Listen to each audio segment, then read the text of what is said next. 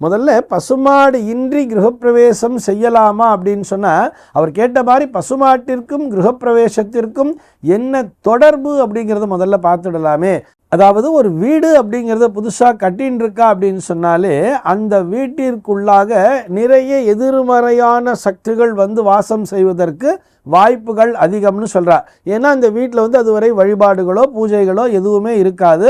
அந்த மனை அப்படிங்கிறது ஒரு காலி மனையாக இருக்கும் பொழுது, பொதுவாகவே இந்த உலகத்திலே எந்த அளவிற்கு நேர்மறை சக்திகள் என்பது இருக்கிறதோ அதற்கு இணையாக எதிர்மறை சக்திகள் என்பதும் உண்டு.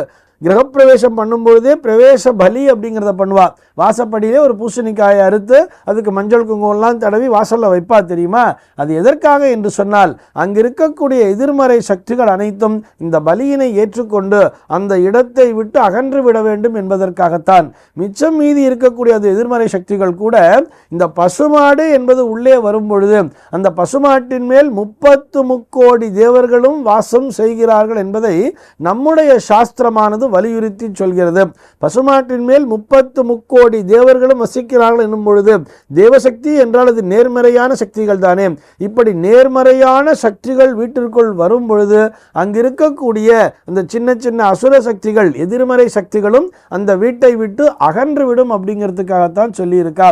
பொதுவாகவே நம்ம வீட்டை சுத்தம் பண்ணணும்னா கூட, வீட்டில் ஏதோ ஒரு ஆச்சோச்சம் ஒரு தீட்டு வந்துடுதுன்னு சொன்னால் கூட அது கழிகிறதுக்காக என்ன பண்ணுவா? கோமியம் அப்படிங்கிறத வாங்கிட்டு வந்து தெளிப்பா தெரியுமா? எதற்காக கோமியத்தை தெளிக்கிறார்கள் அப்படின்னு சொல்லி பார்த்தோம்னா, இது போன்ற சுத்தப்படுத்துவதற்காக, அந்த இடமானது பரிசுத்தமாக வேண்டும் அப்படிங்கிறதுக்காகத்தான் கோமியத்தையே தெளிக்கிறார். பசுமாட்டினுடைய கழிவிற்கே அத்தனை சக்தி என்பது இருக்கும் பொழுது பசுமாட்டின் மேல் எவ்வளவு சக்தி என்பது இருக்கும். அதனால்தான் அந்த புதுமனை புகுவிழா என்பதை செய்யும் பொழுது அந்த கோமாதாவினை பூஜை செய்து பசுமாட்டினை பூஜை செய்து முதலிலே பசுமாட்டினையே வீட்டிற்குள்ளே அனுப்புகிறார்கள். முதல்ல பசுமாடு தான் உள்ள நுழையணும். அதனை தொடர்ந்துதான் அந்த வீட்டினுடைய எஜமானரும் எஜமானி அம்மாவும் ஒன்றா சேர்ந்து உள்ளே போவா அப்படிங்கிற மாதிரி சம்பிரதாயம் தானே வச்சிருப்போம். எதற்காக என்று சொன்னால், அந்த வீட்டினுடைய எஜமானர்கள் அந்த அசுர சக்திகளிலிருந்து காப்பாற்றப்பட வேண்டும் என்பதற்காகத்தான் கோமாதா பூஜையை செய்து அந்த பசுமாடை உள்ளே அழைத்து செல்கிறார்கள்.